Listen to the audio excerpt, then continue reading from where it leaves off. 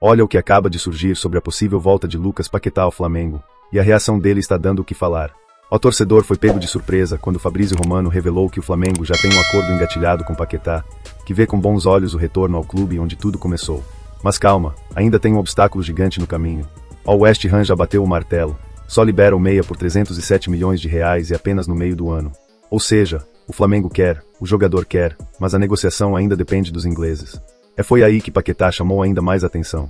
Em meio a toda essa pressão, o jogador publicou um vídeo nas redes sociais citando versículos bíblicos, deixando no ar uma mensagem de fé, reflexão e talvez, esperança de um novo começo no Mengão. Será um sinal? Uma despedida antecipada do West Ham?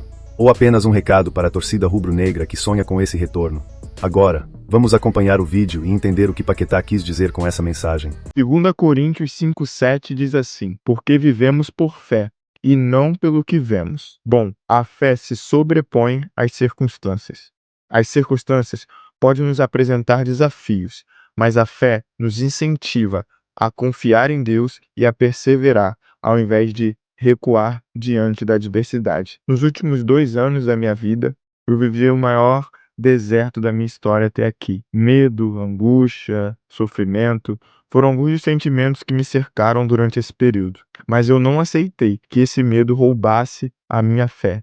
O caos à minha volta, notícias, opiniões, julgamentos, nada disso foi capaz de mudar o que Deus havia me prometido. Se você tiver fé, se você clamar, você vai entender que aquele que prometeu é fiel para cumprir. Não importa o seu diagnóstico, não importa se a situação parece impossível de ser revertida. Enquanto Deus não decidir que é o fim, há chance de você ver a obra sendo concluída. Portanto, se você tiver fé, nada é capaz de paralisá-lo, porque Deus pode todas as coisas através da fé que habita em seu coração.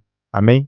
Deus é fiel para cumprir. Não importa o seu diagnóstico, não importa se a situação parece impossível de ser revertida. Enquanto Deus não decidir que é o fim, há chance de você ver a obra sendo concluída. Portanto, se você tiver fé, nada é capaz de paralisá-lo, porque Deus pode todas as coisas através da fé que habita em seu coração. Amém? Acabei de falar com uma fonte muito forte no Flamengo sobre a situação do Paquetá. As negociações elas começaram desde o fim do Mundial de Clubes, tá? Da final do Mundial de Clubes lá, do Flamengo com o Paris Saint-Germain. Foi aí que as negociações começaram.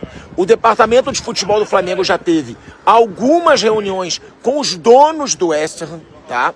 E a mensagem que foi me passada é que o Flamengo tem sim otimismo.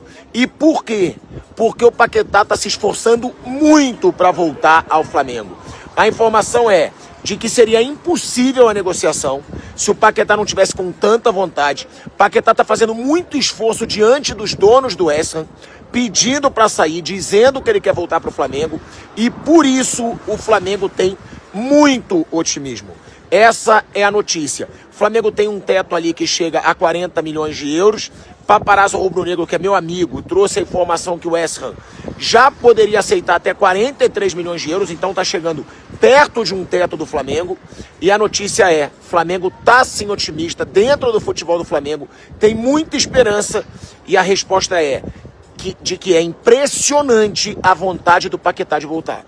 Que ele está fazendo muito esforço e que isso é determinante para as negociações estarem continuando, porque senão já teriam sido aí encerradas, tá? Tô aqui, tô viajando, tô em Courchevel, na França, esquiando de folga, mas apurando, trazendo as notícias aí dessa situação do Paquetá, que se for contratado para mim, é o maior nome dessa janela de transferências. Comenta aqui, você acha que Paquetá volta mesmo para o Flamengo? Deixa o like se você quer ver esse retorno acontecer. E se inscreve no canal para não perder nenhuma atualização dessa negociação. Minha gente, a gente tá falando aqui em São Paulo, a turma tá econômica e tal, mas aí você vê o Cruzeiro trazendo o Gerson, o Flamengo falando de Paquetá. E o Paquetá vai se transformar, se isso acontecer, na maior transação do futebol brasileiro. O pessoal lá do West Ham já falou que não. 220 milhões pelo Lucas Paquetá é pouco. Os caras querem mais. Mas vamos dar uma olhada nisso aqui, ó. Gerson, contratação do Cruzeiro agora, 168 milhões. grana. O Vitor Roque, o ano passado, 162 milhões. Samuel Lino, que veio para o Flamengo, o ano passado, 150 milhões. Aí você tem o Danilo, que veio para o Botafogo, também ano passado, 143 milhões. O Pedro, quando voltou da Itália para o Flamengo, também 138 milhões. Aí você vê o Tevez, rapaz, em 2004, olha quanto tempo faz, 21 anos, são valores corrigidos pela inflação. O Tevez, naquela época, cara, 136 milhões, estamos falando de 21 anos atrás, 22, dependendo aí de quando foi a transação. O Almada, que veio para o Botafogo, quem está de olho nele agora é o Palmeiras, em 24 ele custou 130 milhões. O Edmundo, olha só, em 99, 128 milhões. O Gabriel, o Gabigol, quando foi para o Flamengo, 126 milhões. E o Paulinho, que chegou para o Palmeiras, que até antes da chegada do Gerson, do Samuel Lino e também do Vitor Roque, era a maior contratação, era a maior contratação da história do Palmeiras, perdeu para o Vitor Roque. Era a maior transação no futebol brasileiro, né? Internamente, 121 milhões de reais. Aí você vê que estão dando 220 milhões para o Lucas Paquetá. Mas se você pensar que há 2 décadas atrás o Tevez custou quase isso, e o Tevez era um desconhecido. Depois do Corinthians que ele começou a voar, né, cara? Não tinha essa fama toda. Ele foi para a Europa, arrebentou. E o Edmundo, que é uma fera sensacional, quando o Palmeiras, o Vasco trouxe ele em 99, trouxe de volta, pagou 128 milhões de reais. Você vê, vamos falar de classe e categoria dos jogadores. O Tevez, acho que dá para estar no mano a mano com o Lucas Paquetá. Né? São posições diferentes, mas como jogador, acho que o Tevez teve até mais sucesso que o Paquetá. E o Edmundo nem se compara com o Paquetá. E olha, a gente fica preocupado com o dinheiro no futebol brasileiro, mas olha que há 20 anos atrás já se gastou uma fortuna no Tevez e também no Edmundo. Sim. Então a gente está assustado com os números que já são praticados no futebol brasileiro, ou já foram praticados.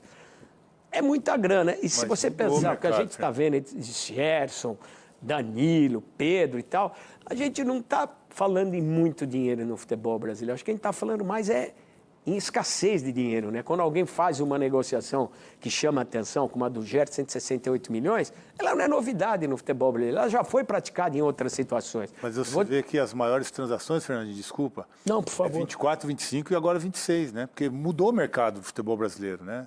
As receitas mudaram muito, os clubes vêm batendo recordes de arrecadação e o principal fenômeno que a gente nota é a entrada das bets, né?